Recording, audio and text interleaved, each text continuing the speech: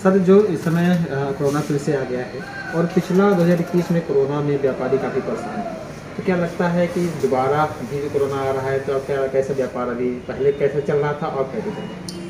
जैसे कि आपने बताया 2021 में व्यापारी बहुत परेशानी उठाया है और लॉकडाउन लंबे समय तक चला है। व्यापारी जो है अपनी जो कमाई हुई पूंजी है तो उसी से खा रहा था। गोदाम का किराया, लेबर का किराया, बिजली का बिल, नल का बिल, परिवार का खर्चा बड़ी मुश्किल से जो है संभाल पाया है। और अभी व्यापारी संभल नहीं पाया है कि ये जो 2022 में नया कोरोना जो है ये आ गया है, इससे व्यापारी काफ़ी प्रभावित हो गए। एक तो उसका व्यापार पहले की अपेक्षा इस समय डाउन चल रहा है और आगे अगर कोरोना काल में फिर से वो उसको दुकान अपनी बंद करना पड़ा तो व्यापारी बहुत परेशान हो जाएगा। व्यापारी के साथ और भी लोग जुड़े हुए हैं। जो व्यापारी स्वयं नहीं अपनी दुकान चलाता, 10 लोगों का परिवार भी जो है चलाता है। उस कर्मचारी जो है उसका एक परिवार ही है। पर जब व्यापारी परेशान होता है तो कर्मचारी के लिए भी समय से पैसा नहीं दे पाता, जिससे दिक्कतें होती हैं। क्या लगता है सरकार किस तरह से आप लोगों को ध्यान देती है? नहीं, सरकार तो खैर अपने हिसाब से काफ़ी करती है। देखिए जो है वैक्सीन वगैरह की सबकी व्यवस्था करके चलती है और सरकार अपनी तरफ से कोई ढिलाई नहीं करती। पर व्यापार की जहाँ बात आती है तो व्यापारी परेशान हो जाता है। अभी भी व्यापारी जो है पूर्ण रूप से स्टैंड नहीं हुआ है पिछली कोरोना की मार से। हालांकि अब देखा जाए तो कोरोना में काफ़ी व्यापारी लगातार परेशान रहा है। बावजूद इसके सरकार की जीएसटी को लेकर भी काफ़ी व्यापारी परेशान है। तो क्या लगता है जीएसटी में कुछ घटना या बढ़ना क्या लगता है आपको? मैं तो ये कहूँगा कि जीएसटी की जो बात आती है तो व्यापारी पहले की अपेक्षा अब जीएसटी से काफ़ी जुड़ा हुआ है। तो जीएसटी में भी सरकार को थोड़ा सा संशोधन करना चाहिए, जिससे व्यापारी आम जनमानस को भी सुविधा मिले। भाई क्या है कि व्यापारी अपना प्रतिष्ठान खोले बैठा है। अब व्यापारी बैठा दुकान में है, जब ग्राहक ही नहीं आएगा तो व्यापारी क्या बेचेगा? और जब ग्राहक आता भी है तो उसके पास पैसा भी नहीं है तो वो बाजार में क्या खरीदेगा? हालांकि इसमें क्या सुधार करने की जरूरत है? अभी व्यापार में जीएसटी जो बढ़ा रही है, घट रही है, तो क्या सरकार क्या सुधार करे जिससे व्यापारियों को फायदा हो? सरकार को तो कायदे से व्यापारियों की तरफ भी ध्यान देना चाहिए, क्योंकि व्यापारी सरकार में हर हमेशा जो है साथ दिया है।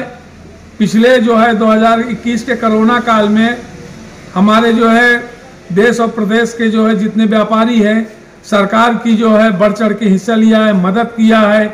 और भूखमरी और गरीबी को जो झेल रहे थे, जो रोजगार नहीं कर रहे थे, जैसे ठेलिया वाला हो गया, लेबर पार्टी का आदमी हो गया, इन सब के यहाँ खाना पहुँचाने का काम, राशन वितरित करने का काम किया है। तो सरकार से मैं चाहूँगा कि व्यापारियों की तरफ भी एक ध्यान दें। जैसे कि व्यापारी इस समय तो व्यापार नहीं चलता है, ऑनलाइन अमेजॉन, फ्लिप जैसी कंपनियां जो है सरकार के नेतृत्व में जो चल रही हैं, इनको बंद करा देना चाहिए। क्योंकि व्यापारी ही नहीं रहेगा तो सरकार की सेवा भाव कैसे करेगा? व्यापारी अपने प्रतिष्ठान चलाने के साथ साथ सरकार का हर समय कदम से कदम मिला के साथ देने का काम करता है। और मिडिल क्लास का व्यापारी इस अमेजॉन, फ्लिप जैसी कंपनियां आ जाने से व्यापार चौपट हो रहा है। लेकिन हालांकि प्रधानमंत्री जी लगातार डिजिटल इंडिया की ओर बढ़ रहे हैं, सब ऑनलाइन खरीदारी, ऑनलाइन ट्रांजेक्शन के लिए बात कर रहे हैं। तो क्या लगता है अगर इसे बंद कर दें तो कहीं कहीं कुछ प्रभाव पड़ेगा इसका? देखिए, प्रधानमंत्री जी जो डिजिटल इंडिया बना रहे हैं, बहुत अच्छी बात है। ये गर्व की बात है कि हमारे देश के प्रधानमंत्री ऊंची सोच रखते हैं। पर साथ साथ ऊंची सोच के साथ साथ व्यापारियों की तरफ भी ध्यान देना चाहिए। अगर अमेजॉन कंपनी को अगर बंधित नहीं करा जाता है तो व्यापारी का व्यापार चौपट हो जाएगा। मिडिल क्लास का व्यापारी सबसे ज्यादा परेशान हो रहा है। मिडिल क्लास के व्यापारी के पास और कोई चारा नहीं है।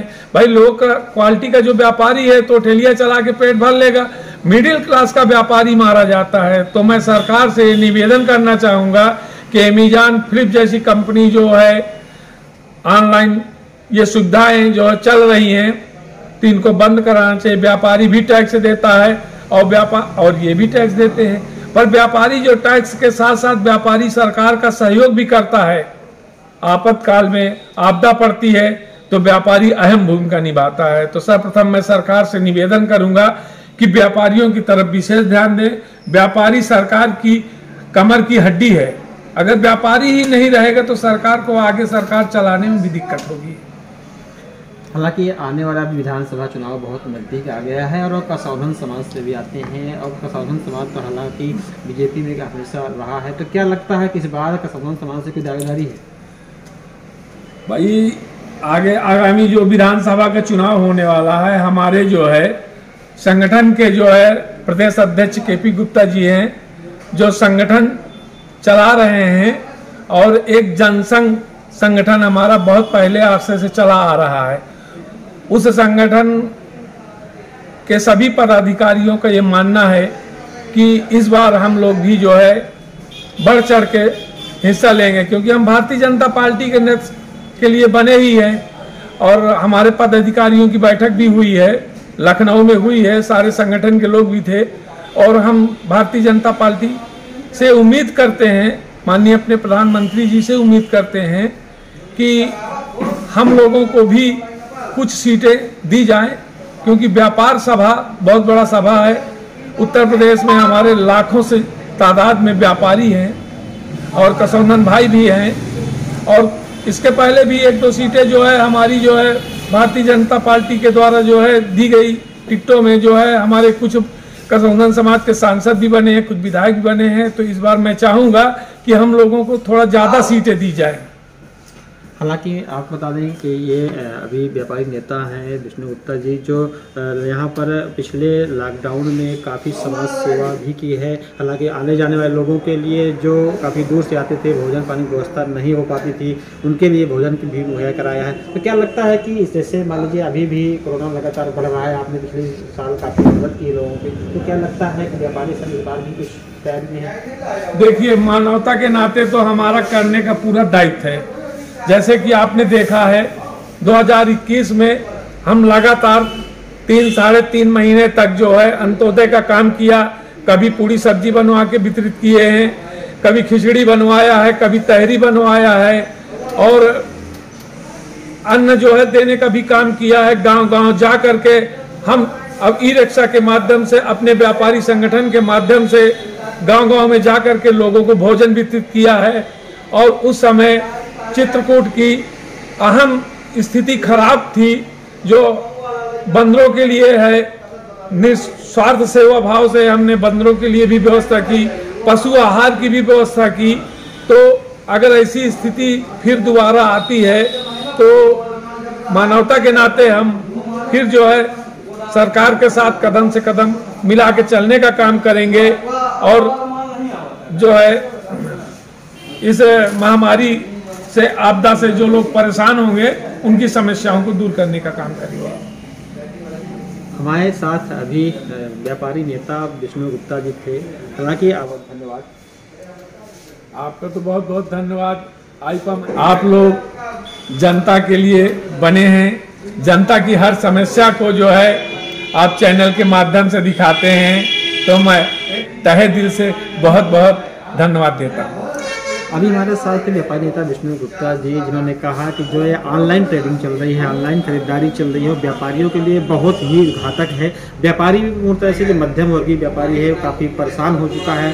उन्होंने अपील किया है कि माननीय प्रधानमंत्री जी, अगर ये ऑनलाइन जो ट्रांजेक्शन चल रहा है, ऑनलाइन जो खरीदारी चल रही है, ऑनलाइन फ्लिपकार्ट से लेकर के जितने भी जो खरीदारी के लिए चल रहे हैं, उनको बंद कर दिया जाए, जिसके कारण जो हमारे मध्यम वर्गीय व्यापारी हैं, उनका परिवार और साथ में जो और लगे हुए हैं उनके साथ कर्मचारी, उनका भी परिवार पल सके।